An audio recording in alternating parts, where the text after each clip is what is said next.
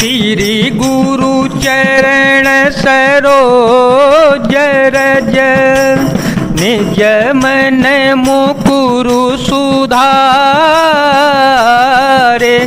बरन हो रघुबर विमल यस जो दायक फल चारे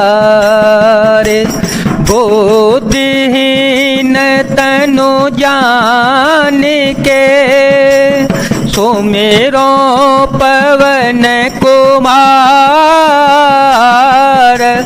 बल बुद्धि विद्या दे हो मोहे हर हो कलेश विकार अतुलित बलधामं हेमशेलाभदेहं धनुजवनग्रसानु ज्ञानेनामग्रगण्यं सकल गुण निधानं वानराणामधीशं रघुपति प्रिय भक्तं बात जातं नमामि। अतुल बल के धाम सोने के पर्वत सुमेरु के समान कांति युक्त शरीर वाले दैत्य रूपी वन को ध्वंस करने के लिए अग्नि रूप ज्ञानियों में अग्रगण्य संपूर्ण गुणों के निधान वानरों के स्वामी श्री रघुनाथ जी के प्रिय भक्त पवन पुत्र श्री हनुमान जी को मैं सादर प्रणाम करता हूँ। जामवंत के वचन सुहाए सुन हनुमंत हृदय अति भाए तव लगी मोहि परिखे हूँ तुम भाई सही दुख कंद मूल फल खाई जब लगी आवो सीतहि देखी जब लगी आवो सीतहि देखी होई काजू मोई हरस विशेषी होई काजू मोही हरस विशेषी यह कही नाही सबही कहूँ माथा चले हो हरसिया धरी रघुनाथा। जामवान के सुंदर वचन सुनकर हनुमान जी के हृदय को बहुत ही भाई वे बोले, हे भाई तुम लोग दुख सहकर कंदमूल फल खाकर तब तक मेरी राह देखना जब तक कि मैं सीता जी को देख करके लौट के ना आ जाऊं। काम अवश्य होगा क्योंकि मुझे बहुत ही हर्ष हो रहा है। यह कहकर सबको मस्तक नवाकर तथा हृदय में श्री रघुनाथ जी को धारण करके हनुमान जी हर्षित होकर चल पड़े।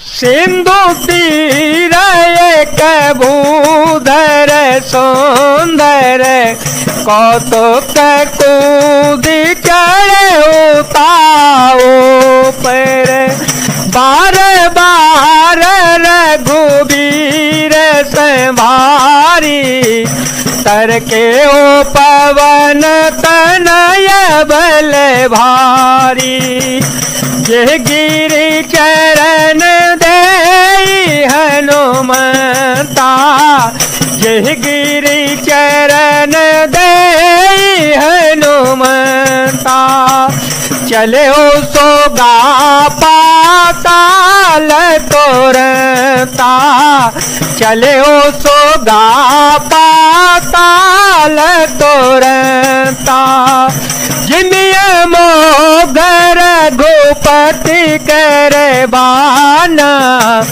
यही भांति चले हनुमाना जलनी धीरा गोपति दूत विचारी ते में ना कहो श्रम हारी।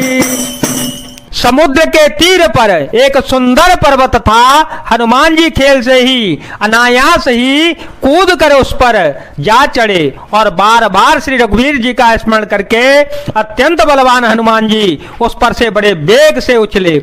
जिस पर्वत पर हनुमान जी पैर रखकर चले, जिस पर से वे उछले, वह तुरंत ही पाताल लोक में धस गया। जैसे श्री रघुनाथ जी का अमोघ बाग चलता है, उसी तरह हनुमान जी चल पड़े। समुद्र ने उन्हें श्री रघुनाथ जी का दूत समझकर मैनाक पर्वत से कहा कि एक मैनाक, तू इनकी थकावट दूर करने वाला हो, अर्थात अपने ऊपर इन्हें विश्राम दे दे। हनुमान तै पर कर पुण्य कीन प्रणाम, राम का जो कीने बिनो मोए कहाँ वेत्रा। हनुमान जी ने हाथ से छू दिया, फिर प्रणाम करके कहा, भाई श्री रामचंद्र जी का काम किए बिना मुझे विश्राम कहाँ। जात पवन सुत देव देखा, जाने कहो बल बोधे विशेषा। सुरसा नाम यही के माता, पटई आए कही ते ही वाता। आजो तो रह मोहि दीन यारा, आजो तो रह मोहि दीन यारा। सुन मयत्र ते ही साधा, कपि मन की न विचार। जो न ब्रह्म सर मान हो, महिमा मिटय अपार। अंत में उसने ब्रह्मास्त्र का संधान प्रयोग किया। तब हनुमान जी ने मन में विचार किया कि यदि ब्रह्मास्त्र को नहीं मानता हूं तो उसकी अपार महिमा मिट जाएगी। ब्रह्म बाण कपि कहो ते ही मारा, परते हो बार कट को संघारा। ते देखा कपि मूर्छित भयो, नाग पास बांधे सिले गयो। जासु नाम जपि सुनहु भवानी, जासु नाम जपि सुनहु भवानी। भवबंधन काटहि नर ज्ञानी, तासु दूत के बंधत रोआवा। प्रभु कारज लगी कपि बंधावा, मंगल भवनय मंगल हारे। प्रभ हो तो दशरथ अजर विहारी। उसने हनुमान जी को ब्रह्म बाण मारा, जिसके लगते ही वे वृक्ष के नीचे गिर पड़े, परंतु गिरते समय भी उन्होंने बहुत सी सेना को मार डाला।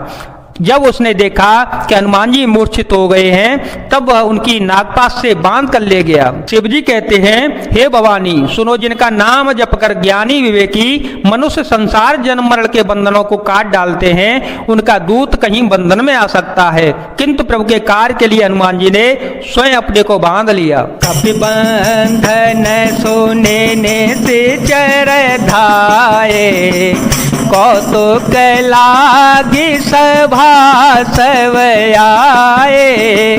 दसमुख सभा देख कपि जाई, दसमुख सभा देख कपि जाई।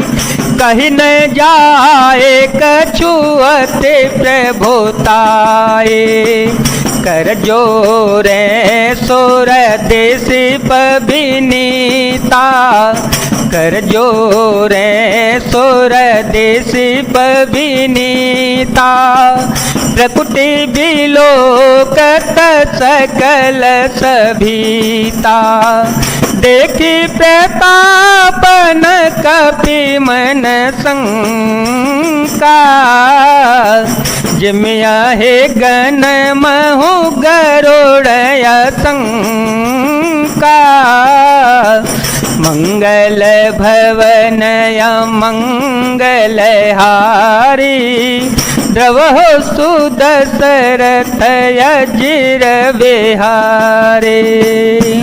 बंदर का वादा जाना सुनकर राक्षस दौड़े आए और कौतुक के लिए, तमाशा देखने के लिए सब सभा में आए। हनुमान जी ने जाकर रावण की सभा को देखा, उसकी अत्यंत प्रभुता ऐश्वर्य कुछ कहा नहीं जा सकता।